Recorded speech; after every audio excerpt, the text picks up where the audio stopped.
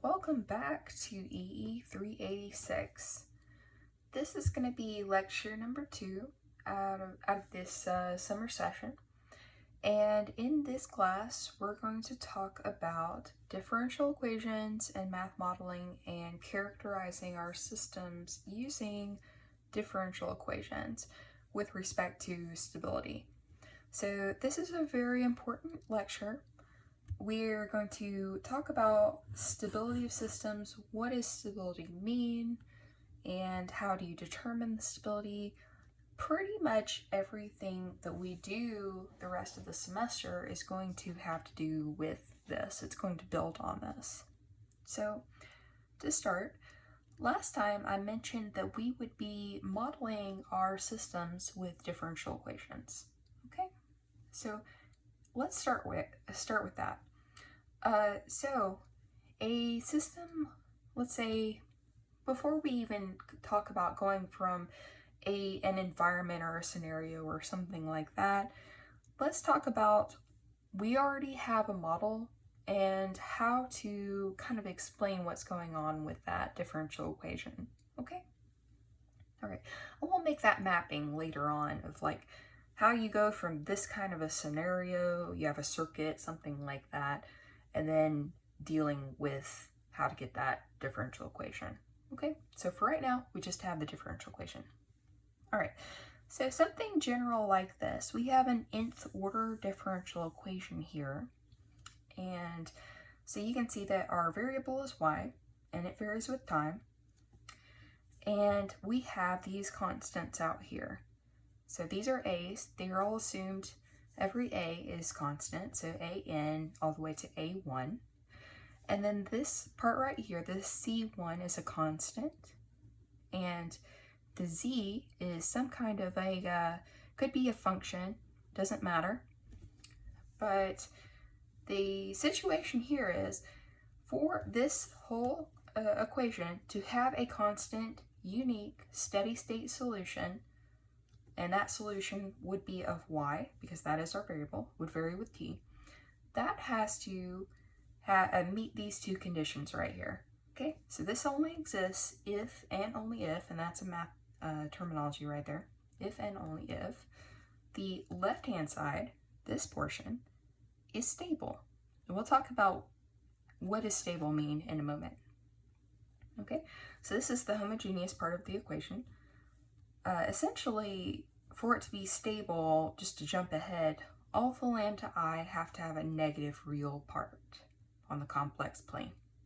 Okay, and then the other condition is that the right-hand side, this forcing function right over here, this has to be constant. Okay, so this can be a function, but it has to be constant in order for us to have a steady state solution. Okay, so this exists.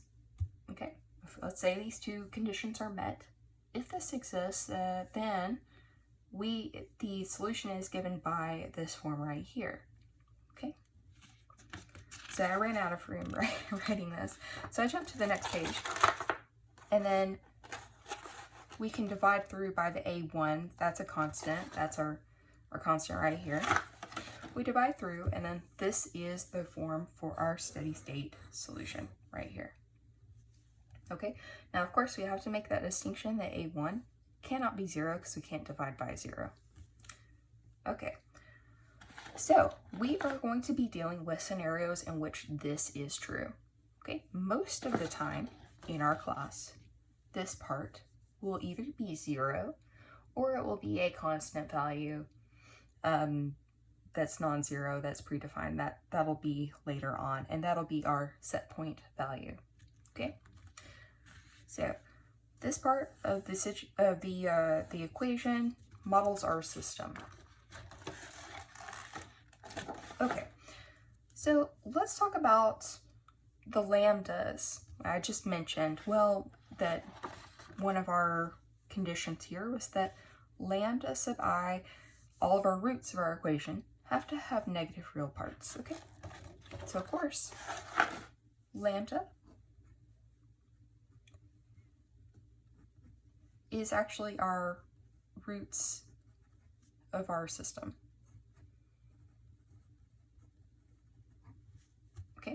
We'll talk about how to find those momentarily. But for right now, let's jump back to the complex axis, and I want to make sure that that concept is very familiar to you. Okay, so the right-hand plane, this portion over here, anytime the real axis is greater than 0, we are in the right-hand plane. Doesn't matter what the complex or what the imaginary number is. For example, if we were to plot a point, let's say we have a complex number and it has a real part that's 2 and an imaginary part that's also 2. So if we were to write that out, it's 2 plus j2. We could plot the 2 on the real axis, that takes care of this first number. And then the 2 magnitude here, we go up 2 on the imaginary axis. And then combining these, that makes our point A right here. Okay, you can see that A is actually in the right-hand side of the plane. We know that because the real part is greater than 0. All right, so anytime you can pretty much see already that anytime the real part is negative, we're over in this side. Okay, this side is the stable side. No time are we actually stable, and I'm using this terminology, only stable, we are only stable when we are in the left-hand plane. Okay, you are unstable when you are in the right-hand plane. And you may be thinking to yourself like, well, okay, stable, unstable. What happens when I'm actually right on that imaginary axis? That is another case, and it is neither stable nor unstable, and it's called marginally stable.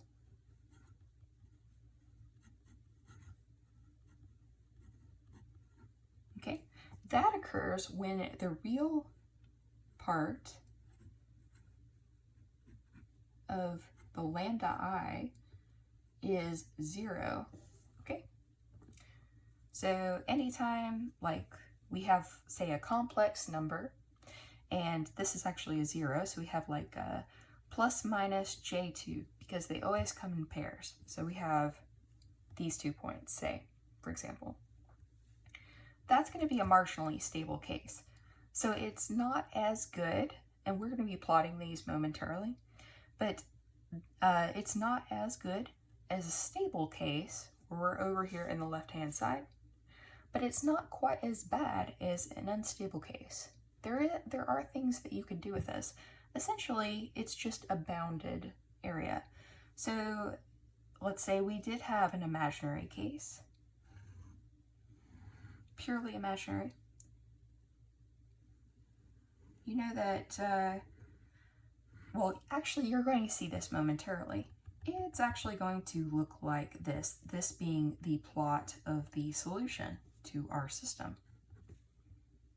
Okay, it's bounded, so we know what it's doing, we know what region it's in, and that is the marginally stable case. Now, not to jump too far ahead, but the stable case is going to generally look like this, some kind of a decay with respect to time. The unstable case is going to look like this, some kind of an expansion with respect to time. Okay. All right, so I do want to mention that something happens here at the 0, 0 point. Okay, if we have no complex or no imaginary parts, and so actually let's do that as an example. We'll do that as an example coming up. Okay, but know these 3 right here: stable, unstable, marginally stable. We'll do some examples to illustrate that, but these conceptually so far. Okay. All right, so let's talk about the solution. I was just graphing a marginally stable solution. Okay. All right, so we are going to deal with homogeneous linear differential equations in this class. That is what's going to model our systems. all of our problems. And these guys fall into really 3 categories that we care about. The case where we have roots of the system that are real and distinct, like they're different, real, and we have some case of repeating going on. Some of them are the same numbers. That is the lambda I. Some of them are the same numbers. And then third case where some of them have complex sides, or are complex numbers. Some of them have imaginary components. Okay, so let's talk about these first 2 cases real quick. Case 1, when we solve for lambda I, again, we have not done this yet. We will get to this momentarily. Lambda I are real and distinct. The solution of the equation will look something like this. Okay, in general, we would have a kind of a constant right here that would be determined by initial conditions. The Euler constant, E, raised to our root power times t. Okay, and that would be the solution for a case where we had a single root that was real. Okay, this is the case of a first order real root. Okay, and that is the solution.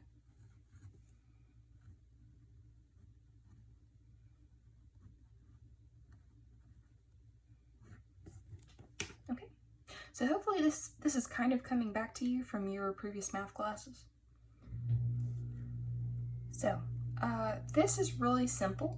For a first order equation, we're not going to have a repeated case, so everything would look like this. And it would have to be real because you have to have a second order or above for complex because they come in pairs, as we will see momentarily.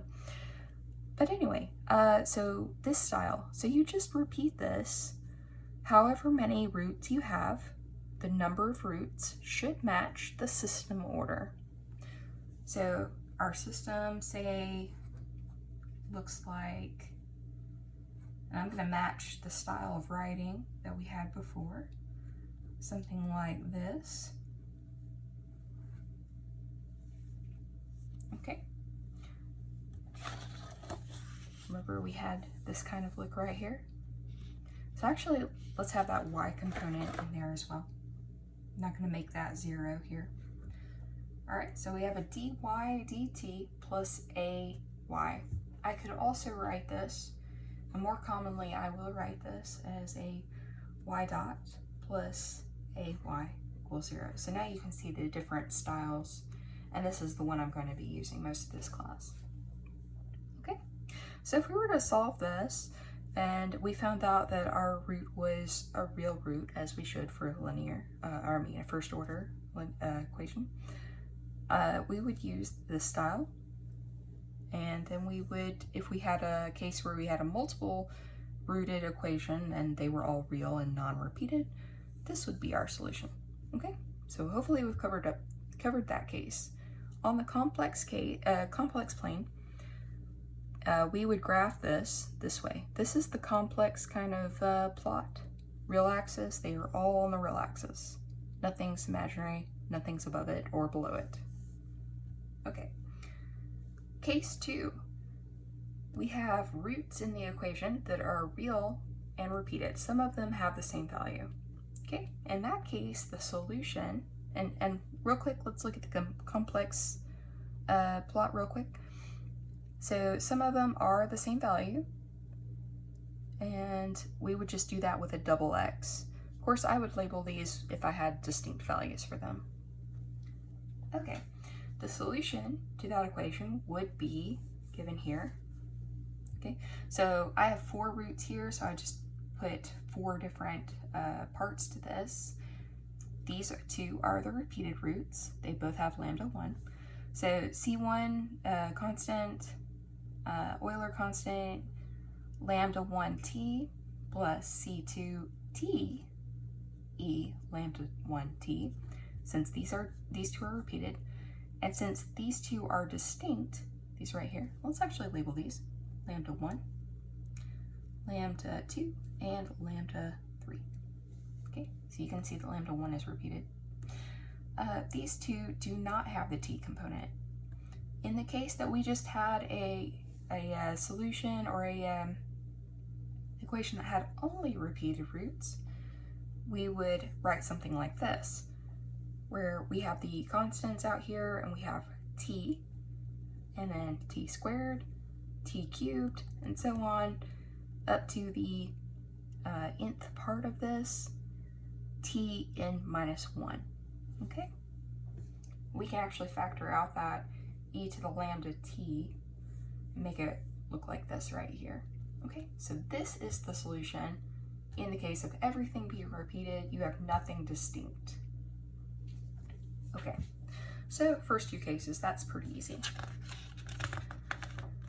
The third case is that of complex roots. Okay, so in short, so I'm going to show you how to derive this, but in short, you are going to use the lambda part. So let's say the complex is lambda plus or minus some j mu. Okay, so that's our imaginary part, and that lambda is actually our real part. Okay, and these all together make up our system root. So these come in pairs, like so. So you have a plus and minus part, just so. Okay, so if we just had one pair, we would have that constant, and we would have e to the system root, lambda plus or minus j mu times t, okay? Just kind of, actually just in the same style as our distinct root that we were talking about before, okay? And you would also match the pattern of repeated roots just in case you ever came across that. If you had like a pair that was repeated, you would match that same styling as well with the t. Anyway, this will reduce to this solution right here. 2c e lambda t cosine mu t. Okay, how did we get that? Well, there's a couple of things that we have to use. One being Euler's rule or Euler's formula. And I know people say that differently. His name, Euler, that's how I say it. I've also heard it say Euler, but the mathematician, the one that discovered most of what we use for differential equations. And the constant is named after him, the 2.71 and so forth constant. Okay, but we'll use two trig rules and his Euler's formula, that is. Okay, so what we'll want to do is we'll start from this point right here. What let's see, not what I wrote up there, but this point right here. All right. And again, this is assuming, I'm just going to work this out assuming we have a single pair, okay? So we just have this component right here. Of course, if we had all three sets of these roots, then I'd need a plus next set plus next set, and they would all have this kind of styling. We just have a C1, C2, and this would be a lambda 1, mu 1, and so forth. All right, one set though, we'll keep it simple first.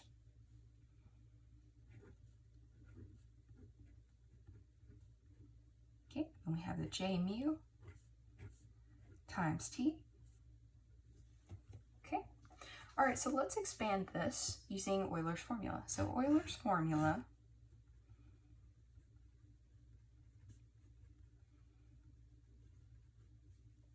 looks like this. E to the, say we had a j theta, we would expand that as cosine plus j sine theta, okay? Now, if we had a negative sign, since we're actually going to encounter both here, j negative theta, this would end up being cosine of theta still minus j sine theta. And that is because we have these trig rules right here that we're going to use. So when I expand this in the same styling as up above, I will actually do a sine of negative theta.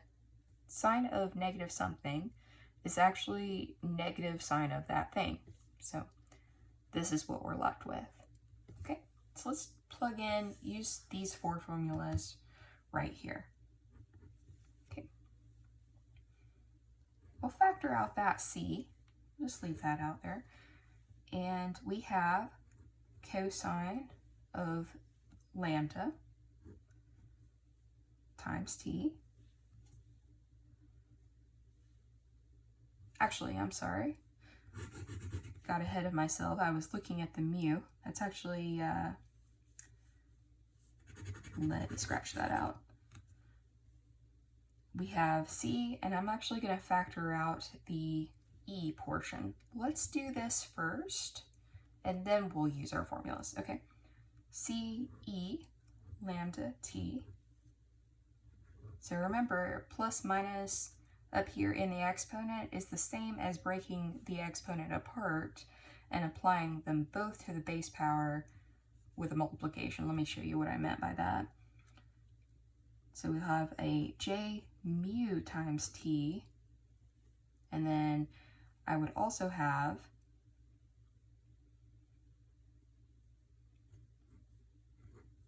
because this is actually two different parts.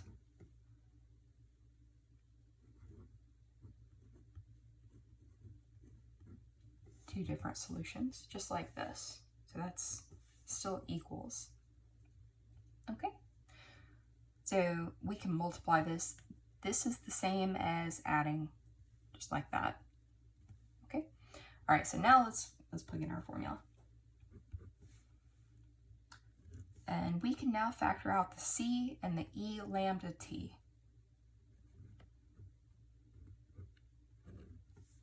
Okay, so now I'm left with e j mu t plus e negative j mu t, just like that.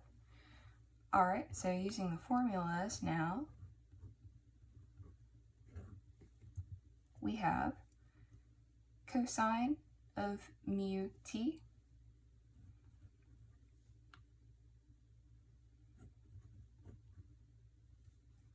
plus sine, or rather j sine of mu t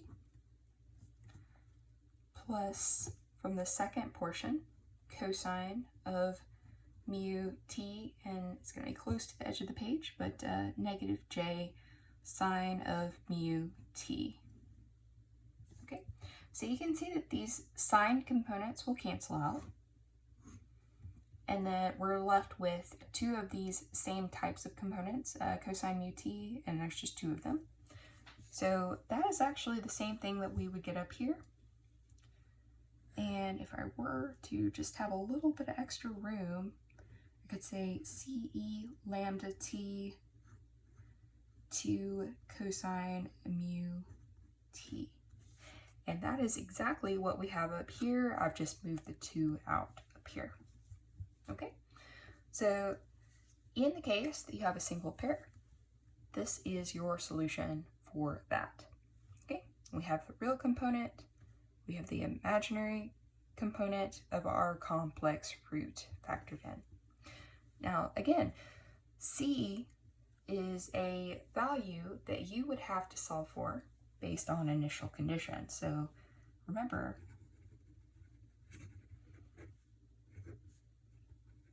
c is unknown until you solve for it with the initial conditions. All right, so now before we actually tackle real problems, let's work all of this out. And there's one component that I haven't shown you yet, which is how to find that root in the first place. So let's do that. Okay, so let's say that we have an example where we have, let's say, y, I'm going to make this a third order equation. All right, so remember, for now, just trust me, this models a scenario. This models a system that we want to work with, and we're building up to designing a control. We're not quite there yet. We need to determine if it's necessary to design a control. And determining the stability and characterizing a situation or a system, that's actually going to tell us if we need to, and if so, what type. Okay. All right, so this is just an example equation. Let's say it models something that we're possibly interested in eventually designing a control for. Okay. Now, meeting our criteria that we discussed earlier, we had to have the right-hand side. Right-hand side had to be something constant. 0, that's good enough, that's constant. And then this part right here had to be stable. So this is the part we're going to work on. Stable, and that meant that the lambda I have to have negative real parts. Okay. All right, so the first step here is determine the lambda I. What are they? Okay, so in order to do this, we're going to do something called the building up the characteristic equation.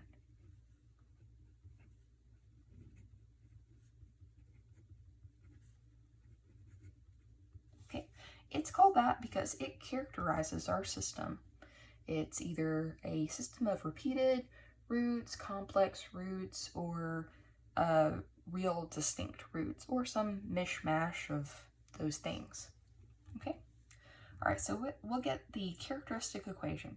Now, how do I do that? Okay? Replace all, in this case, the variable is going to be y. Let's say t dependent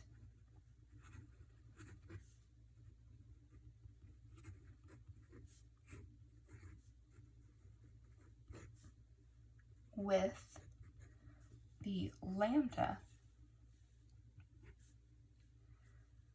the power of lambda dependent on the derivative. Okay, so what do I mean by that? Well, let's say here if we have a y, let's say we'll do it in 2 different styles. So dy dt, and that equals y single dot. So I'm using dots up here, and that's a kind of small, so let's make sure that they are visible. 3 dots, 2 dots, and a single dot. Okay, then this will be replaced by a lambda. Okay, here, for example, I have a y. It's just a y. That is actually the same as d0. That's like a d1, d0y, d0t. Okay, so it's no derivative, it's just y itself. That would be replaced by a 1, no lambda here. Okay, let's do one more. Lambda, say, we have a 3 up there, we'll do 3.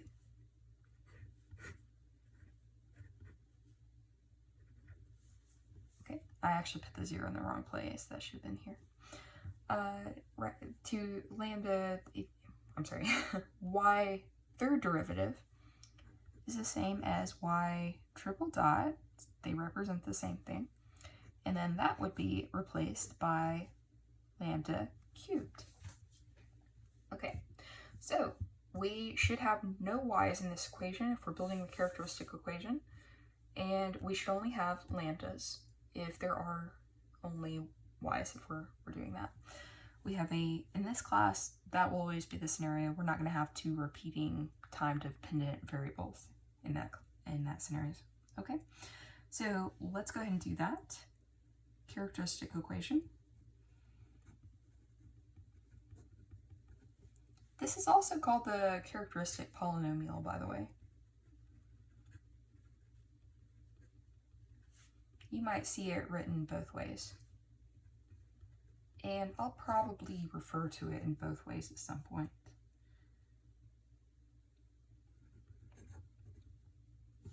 Okay, lambda cubed will be our first variable, minus 5 lambda squared minus 22 lambda plus 56.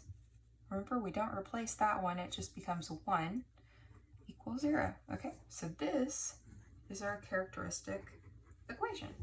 Okay, all right, so now how do we get lambda? We're still on that journey. Well, what we want to do is factor this out and solve for lambda. Okay. If you have a third order equation, it's a little more difficult, unless it's something obvious, unless you have a trivial equation. It can be a little more challenging than, say, like you have a second order. Of course, a first order equation is very easy to solve. Something like this, okay? What I would recommend you do, because we're a remote course, you can always plug this into an online calculator or something like that. There is a cubic equation. It's more trouble to use that than just to plug it into a calculator or something like that and determine the roots. Or if you have a MATLAB or something like that open, you can always solve for the roots. And that's all this is, okay? The roots of this equation are lambda sub I. Now, how many are there? There should be 3 because we have a third order equation.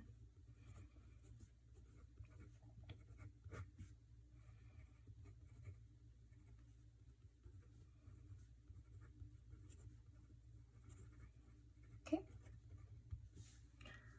All right, so it turns out that if you do solve this, what you'll have is, let's factor this out. It'll be, now don't worry about how to factor this out in place. I would just say, if you have a case, and it's pretty rare that I would give you something like third order and on a test and expect you to factor it out like this, but a calculator or something like that, symbolic solvers, I have placed some links to those things on Canvas, so you could just use that. But anyway, solve the roots of that. Factored form, it's going to look like this, and that means that our lambda sub I are -4, +2, and +7. Okay, so you can see they're all real values. They're all distinct. No one's repeated. So that tells you what solution we would have for this system. Just using our different cases from before, if we flip through that, there's the complex root case. That's not what we're using. We're also not using repeated. So we're just going to use this first case right here, real and distinct. Okay, so you can see the style right here. We would have a C1 times e to the -4t plus a C2 times e to the +2t plus a C3 times e to the 7t. And that is our solution. We refer to that as actually the general solution. Okay, so this is our characteristic equation. These are our system roots. This is our general solution. Okay, a couple more things that we can do for this problem. System roots. What if we need to plot them in the complex plane? What we can do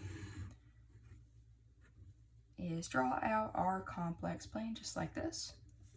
And so I have a -4, +2, and +7. So let's do on the real axis, 1, 2, make an x, and that is going to be our lambda equals to 2. And 3, 4, 5, 6, 7, and that is going to be our lambda equals +7. Okay, 1, 2, 3, 4 in the negative direction, and make an x, and that is going to be our lambda equals -4. Okay, if I had complex roots, I would need to factor in the imaginary axis part. Okay, but here I don't. I like to label the origin, so we'll just do that. But the x's are roots. Much later on in the semester, when we talk about poles and zeros and transfer functions, this will still be the characteristic equation will be related to the poles equation. So we'll use x's for poles as well. So remember, roots, x's, okay? All right, so that looks pretty good. Let's say in this case though, what more can we do? So I have the C1, C2, and C3. So let's say that I have initial conditions for this problem. All right, so let's say use the initial conditions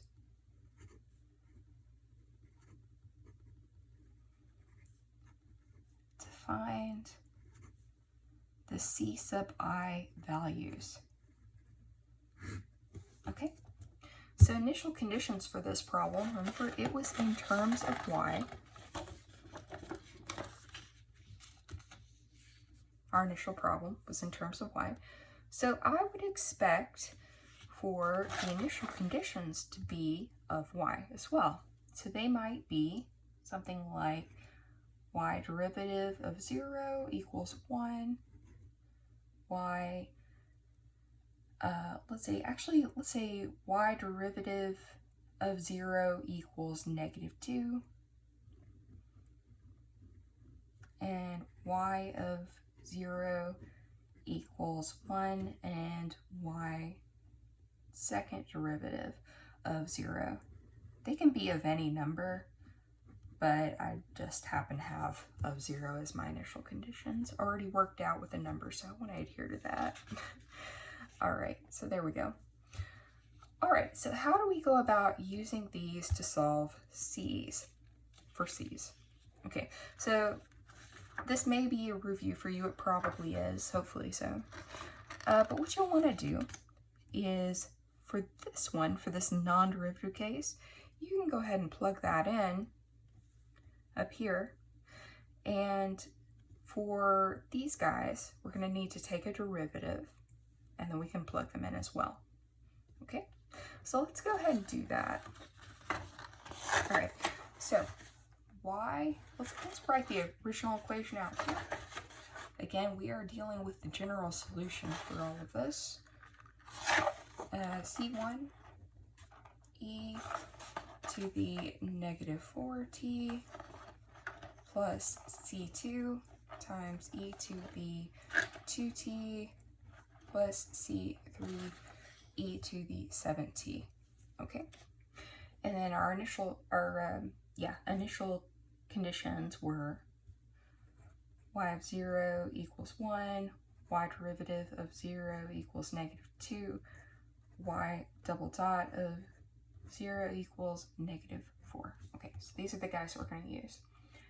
Okay, so first thing I want to do is plug in the easy one right there.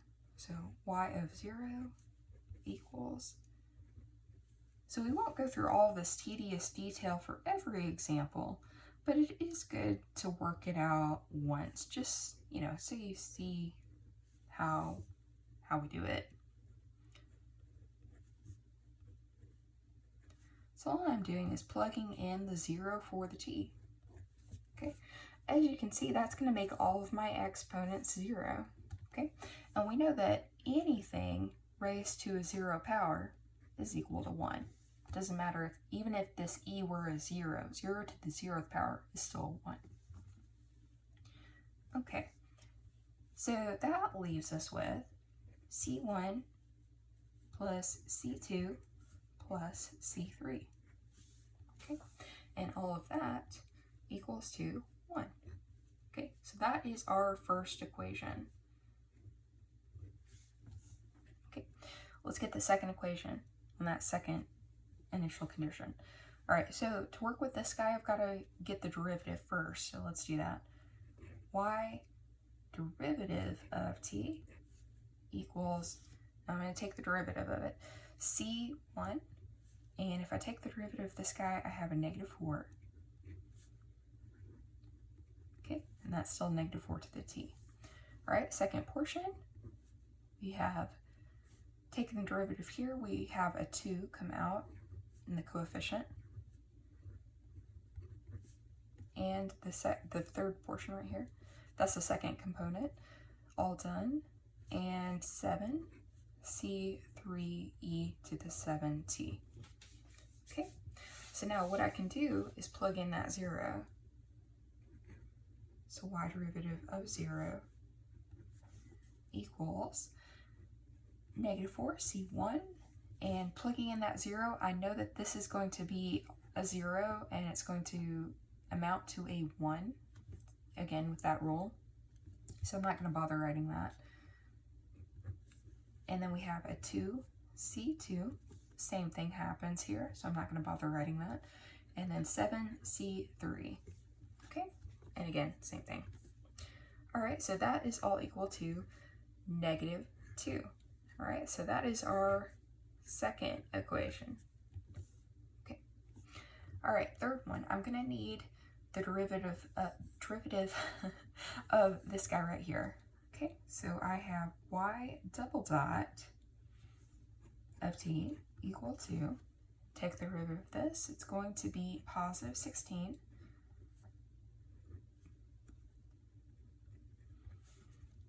Okay, derivative here, we've got a 4 C2e to the 2t, and then derivative here, we've got a 49 .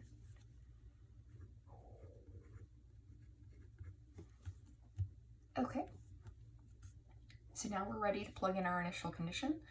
So y double dot of 0, and we're going to have that same thing happen here, so I'm not going to bother writing it again.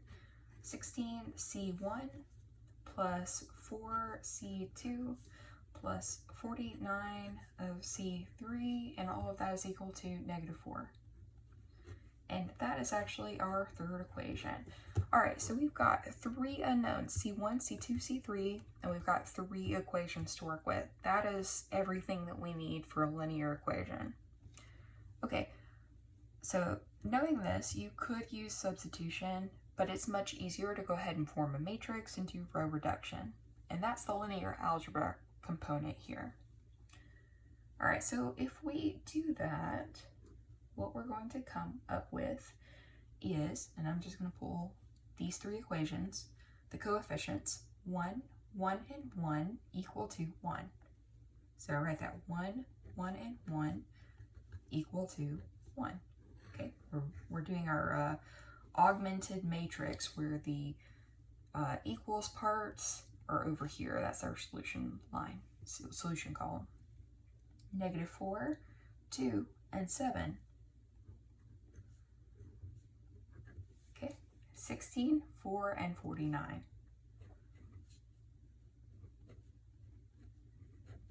Okay. Oh, and I forgot to write this portion. -2 and -4. All right. So I probably don't need to go through a review of row reduction, but I'm trusting that you know how to do that, or if you don't, I would say you can probably easily look that up. Let me know if you need help with it, if you don't know. But anyway, if we were to row reduce this, get it in row reduced echelon form, what we would be left with is, let's say, a C1 equal to, actually I'll go ahead and write that out. We have a 1, 0, 0, 0, 1, 0. Was jumping straight to the solution column. But we would be left with a 14 over 33. And fractions are fine. You don't have to have decimal. Either one's okay, really. But, yeah, whichever. They're equivalent. So row reduced echelon form would lead us to this right here. And, of course, I'm just going to write the solutions up here then. C1 is equal to the 14 over 33rd. And then we've got C2 equal to 13 fifteenths. And then C3 is equal to negative 16 55ths. Okay, and so that's how we solve for the C1, C2, C3. We did that. We plugged in our initial conditions. So you can't solve for these guys unless you have initial conditions given to you. Now, in the case I give you homework problems, something like that, and I don't give you these, leave them arbitrary. Okay? They still matter. They still change the direction of your answer. But, for example, let's say we have a first order equation. I'm just going to do this real quick up here at the top. So we just have one of these.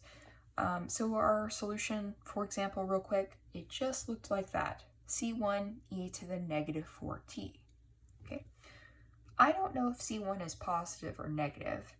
So, and if I don't have initial conditions to go off of, I have no choice but to graph. Oh, actually that's a negative 4. It should be decaying. Sorry about that. We are about to talk about that. Not a terrible thing that I messed up right there, but you'll see why that was wrong momentarily. Okay, so I don't know if C1 is positive or negative, so it would make my graph look different either way. I have to account for both cases. So C1 is greater than 0, C1 is less than 0. And then that would be the plot of my general solution if it were asked for in a homework problem, something like that, okay? All right, so that is only for this isolated case where our solution is just like that, okay? It doesn't account for these two. This is not the same. This is not a plot that's comprehensive of this whole portion, okay? We are about to do that though. All right, so we have a negative 4, a 2, and a 7 in the exponent. Okay, so our full general solution for this problem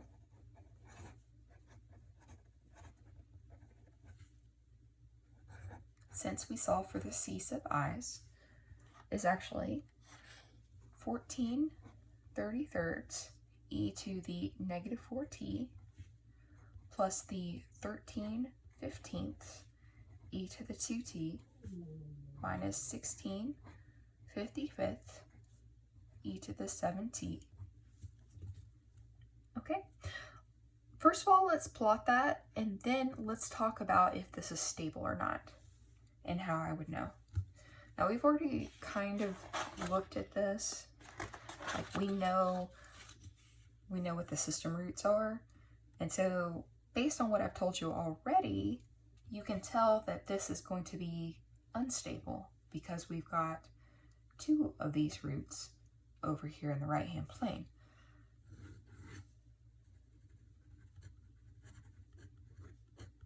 Okay.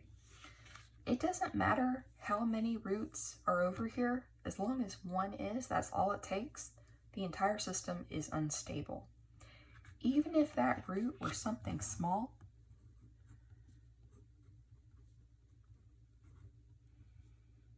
.1, even something small, still unstable. The whole system is still unstable. Okay. All right, so this is the general solution. We're still going with this. General solution for that problem. Let's graph it.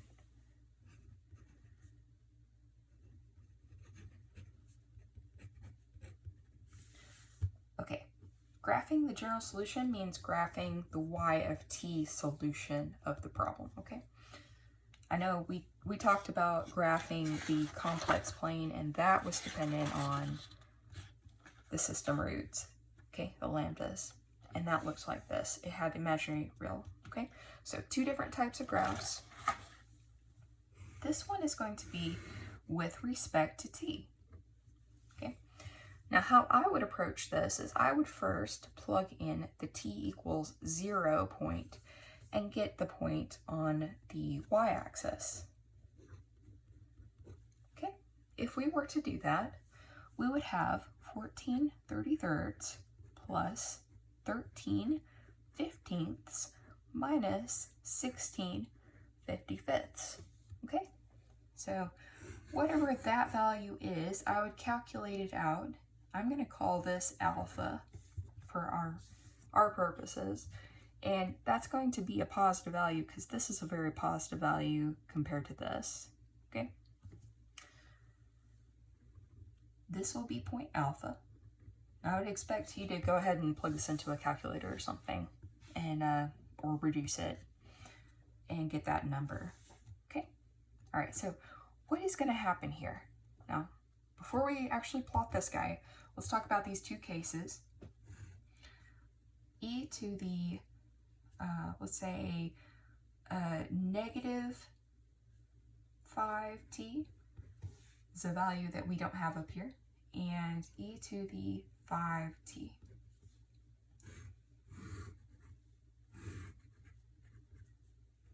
By the way, when you are plotting these, make sure you don't plot negative time. That doesn't really make any sense in our class. Always start your plot at t equals 0 and t increasing. That's the correct way to do it here.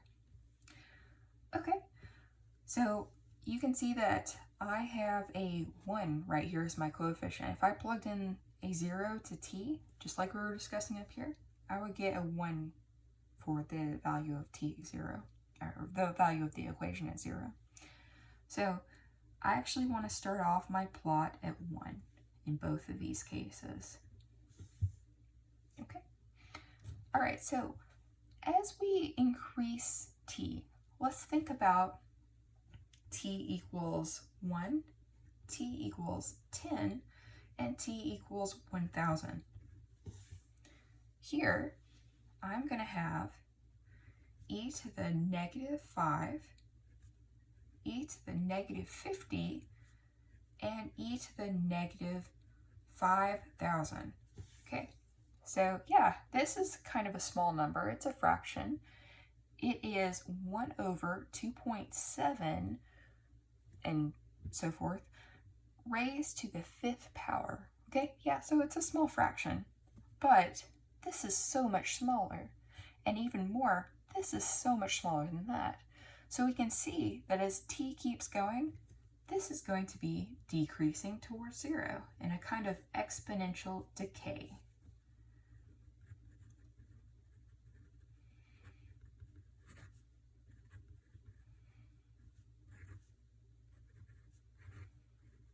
As t increases.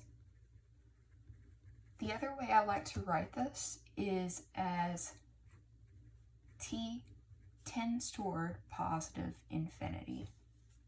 Okay. All right, so let's do the same thing down here. T is 1, we have e to the 5th, then e to the 50th, and then e to the 5,000th. So we can see that this number is definitely increasing very quickly. So it's going to look like that. We'll have that exponential curve. So this is exponential growth.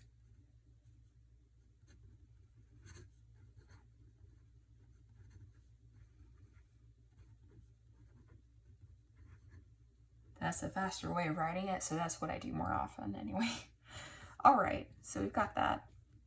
So knowing what happens in each of these cases, you can see why the negative side is going to be it's going to be favorable to deal with.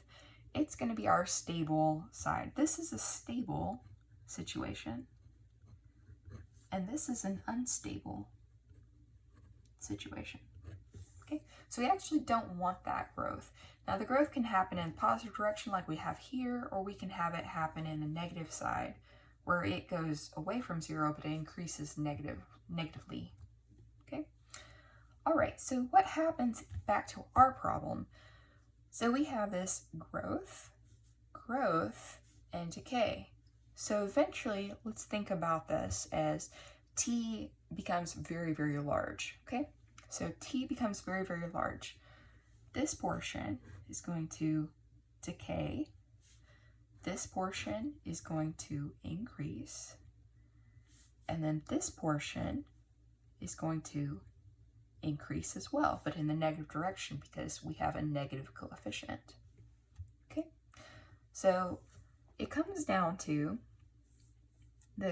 as t is very, very large, this portion, this component right here is not going to matter at all. It's really going to be so small by the time we get way out here that this is not going to really matter. But as we keep going, this portion is going to continue to grow, but not as quickly as this portion. So eventually this is going to dominate. So our graph is going to start out, let's say it's going to start out positive because we know alpha is a positive number. We calculate that out with just the coefficients right here. But eventually, so we're going to increase, and there's going to be a case where eventually the negative component is going to take over. Okay? All right. How did I do that? Well, I reasoned through this. This is not a precise graph. You can find this point right here of the t-axis crossover. Okay. Essentially what you'd want to do is either plug in a bunch of values and get a bunch of points right here and then kind of connect them, or you could just run this through a calculator or MATLAB, some kind of a program like that, Maple, Mathematica, something like that. There's tons of them out there. There's also mathematical solvers online that you can just generate this plot real quick. You can do that, and that's fine. Okay. I would prefer that you do take a look or make an attempt when solving these problems to make the combined graph like this. I think it's really informative. But the main part is identifying each of these components and then making the overall call for what the system's doing. So overall, so if you do component graphs just like this, of course, they have got to be labeled. I didn't do that here because we just did it real quick, talking through it. But I would want to label each one of these points.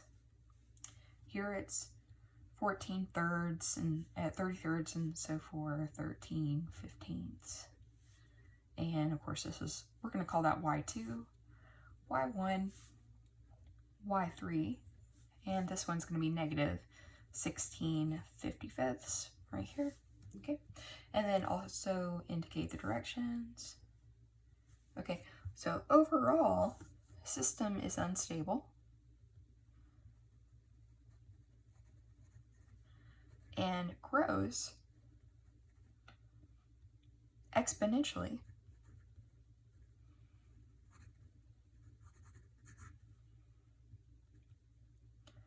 And let's say expanding in the negative direction.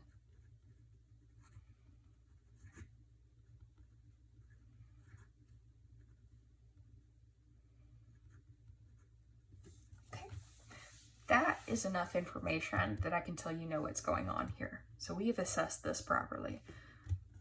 So you can either show this combined graph, or you can make each one of these little component assessment graphs and make the overall system call. Okay, that is completely solved. We have done every portion of that. So we can do another example. Well, actually, before we go ahead and talk about that, let's answer the question, does this need a control to stabilize it? The answer is yes, a control is needed. Now keep in mind, We don't know how to design the control yet, and that's totally fine. Why is the control needed? The system is unstable. We do not want that. In this class, there's really not a case where we're going to want an unstable system, unless you're specifically told to design one, which you probably won't be. I can't imagine asking that right now. But if the system is, well, maybe an example of an unstable system. That's a fair question. So yeah, that I can imagine asking. But if the system is unstable and is a control needed to stabilize it, yes, control is needed to stabilize.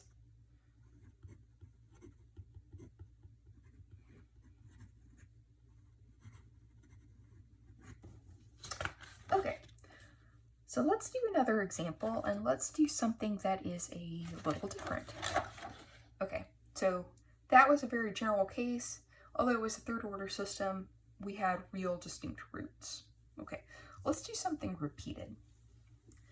All right, so this example, let's say we have a second order system, and this is an example I always like to work out called the double integrator. And you'll see later in the semester why that is. But for this case, we're going to have repeated roots.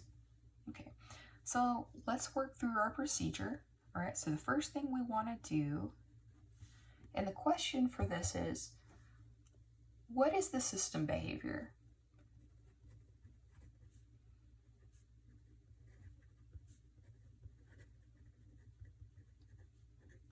Okay, so I want to be able to answer that question. And there's a bunch of sub-questions that we could ask about this. The system behavior, is it stable or unstable?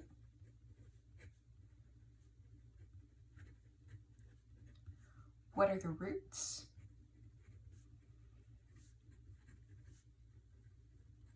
And that is the system roots. What is the characteristic equation?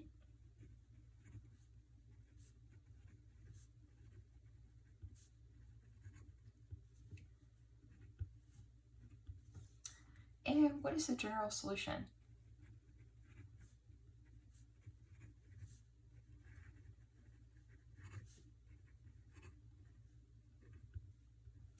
Okay, we're going to answer all these questions. Okay, so we start off with, very first thing we want to do is find that characteristic equation. Remember, this is pretty easy. All we want to do is replace every derivative of y with a lambda. So if we have a double derivative, it's going to be a lambda squared. Okay, so the lambda squared equals 0. That is our characteristic equation. In order to find the system roots, we'll want to factor this out. We can see that we're just going to have lambda 1 equal lambda 2 equal 0, and those are our system roots.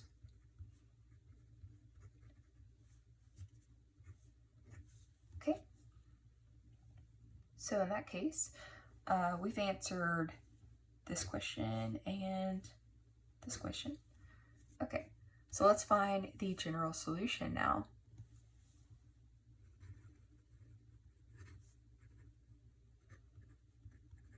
Okay, this is a case of repeated roots.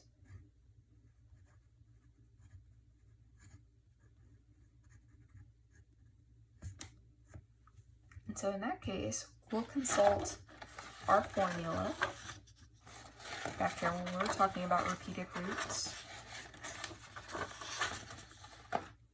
Okay, case 2 was the repeated roots.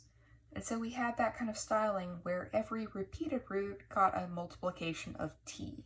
So we started out with a c e to the lambda t, but then every repeated root of that got a t multiplier. All right, so we should have a y of t. Since we have 2 roots, second order equation, then we should have 1 repeated. So we've got c1 e to the lambda, so I'm just going to call this lambda t, plus c2 t to the e to the lambda t. Okay, I can now factor that out, where I've got e to the lambda t times c1 plus c2t, and that looks like the equation of a line right there. Okay, so we know that lambda equals lambda 1 equals lambda 2 repeated is 0, so I can plug that in. Okay, we had just discussed that or anything to the 0th power is a 1. So we can go ahead and reduce that. And it is just C1 plus C2t.